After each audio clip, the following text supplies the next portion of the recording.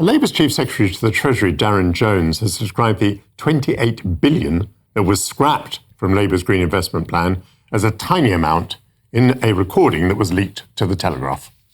We're still absolutely committed to it. It's still one of the top 5 priorities, and it's going to be a huge amount of effort to get there. I think we'll have to move quite quickly. But a lot of the coverage in the news was about that specific 28, which, because journalists conflict, made it sound as if we basically jumped the whole thing, but we definitely haven't. Because some people would say that 28 billion isn't enough. No, it's tiny. I've got people who work hundreds of billions of pounds we need. Hundreds of millions of pounds, apparently. Well, as I discussed last week with the former Environment Secretary, George Eustice, the Institute for Government has projected the total cost of achieving net zero by 2050 will be £1.4 trillion, but the savings from the transition will equate to 1.1 trillion. If you take one from the other, the total cost of net zero is, on that calculation, 321 billion. So, as Mr. Jones says, such numbers do make the 28 billion originally allocated by Labour sound very tiny indeed. I'm joined by James Alexander, Chief Executive of the UK Sustainable Investment and Finance Association. Welcome back to GB News. Thanks very much for being with us. There's been a little bit about climate change during the course of the election.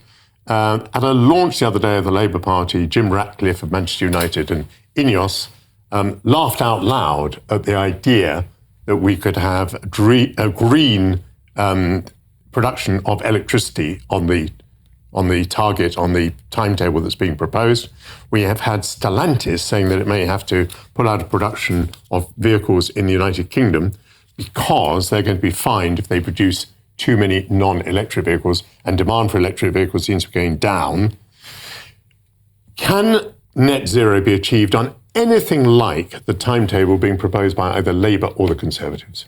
Yes, I mean, it has to be. And the reason why it has to be is because the challenge that we face is so significant. But more importantly, it's a huge economic opportunity for us and for the country. You know, we're seeing this framed, and you framed it a moment ago as a cost. This is not a cost. This is about getting investment, private investment into the UK. And there's a huge wall of capital. Our members have, trillions of pounds that they need to invest around the world. And at the moment, they're not looking at the UK as an investment destination. And the reason why is because the UK doesn't have the right policies on sustainability that are about driving the economy forwards into a greener future that will align with where the rest of the world is going. Okay, let's take the two examples that I came up with. Generation of electricity. How will you achieve net zero on anything like the timescales suggested by Labour or Conservative?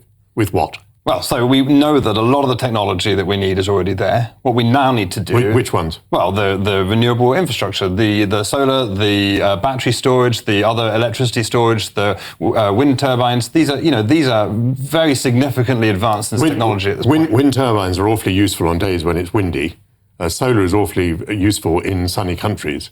But many days the wind doesn't blow and we don't have much sun. Well, so this doesn't need to happen. This transition is very gradual. What we're doing is we're developing, in the process, we're developing the technology that will allow us to store the energy. And the good thing is that's all investment. Store it where? Either in batteries, there's many other ways of storing technology. Which are the other ways? My expertise is in investment. And what I can tell you... tell me, how do you store electricity? Well, what I can tell you is that what acreage of batteries would you require?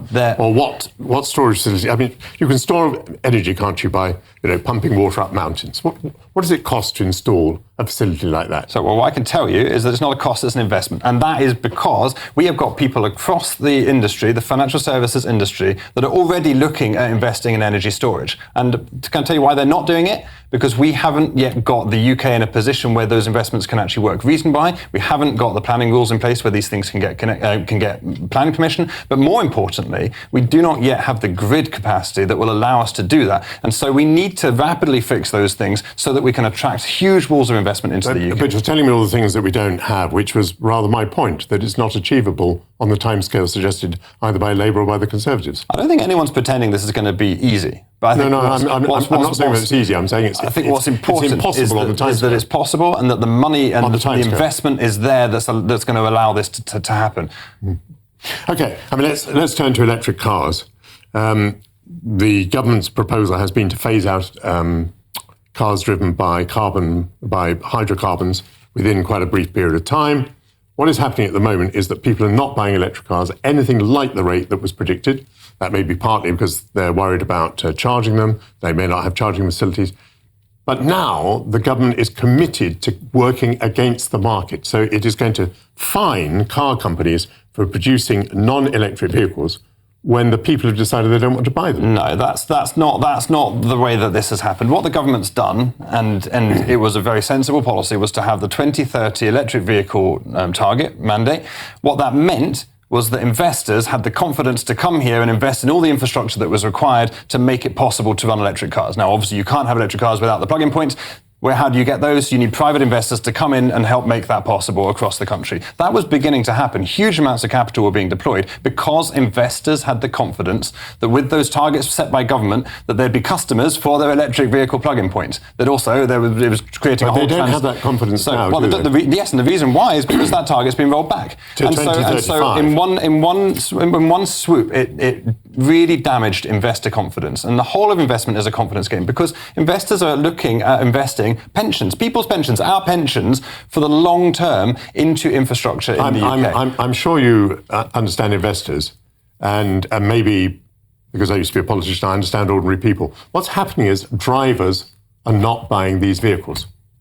And when did that start to tip down? At the point that the electric vehicle target was changed. The target was driving. The target was doing its job of driving activity, building more clients for the electric vehicle infrastructure, therefore making the infrastructure more viable, therefore making more infrastructure be financed and built. That's the whole point of the target. And that is when government, investors and corporates all work together in lockstep to move things forward. And that is exactly what we need to do if we're to achieve this transition on energy, on transport and in other areas. You get investors, you get companies, and crucially, you need the government and the policy landscape to make that possible, to build that investor confidence, which allows the investment to flow. And that is what will drive this country and economy into the future. And that is the positive thing. Now, the alternative is we don't do those things, and the country stays in the slow lane. We stay relying on fossil fuels whose prices spike, and whenever there's geopolitical turmoil, we have the long-term challenge of not knowing what energy is going to cost, and that creates the challenge where people feel they can't invest further. Wouldn't we be joining the United States and China in the slow lane? Because neither of those countries is committed to the targets that we have. Well, so what the United States has done is put trillions of dollars into the Inflation Reduction Act. It has not committed itself under law as the United Kingdom has, and neither has China. But it's about... And you talk about the whole point. In the United States, what is the whole point when those countries are not doing it? Well, so what we found ourselves, what the United States is doing, the actions of the United States, is actually hoovering investment across the Atlantic from the UK. We are not an attractive destination for capital at this point. And the reason why is partly because we haven't got the government policies in place to make the UK attractive, but also because America has done a great job of attracting capital with its Inflation Reduction Act. Now, we have got to find a way in the UK to make ourselves a comparatively better investment destination for global private investors with trillions of pounds to spend and to invest. We've got to find a way of making ourselves an investable destination.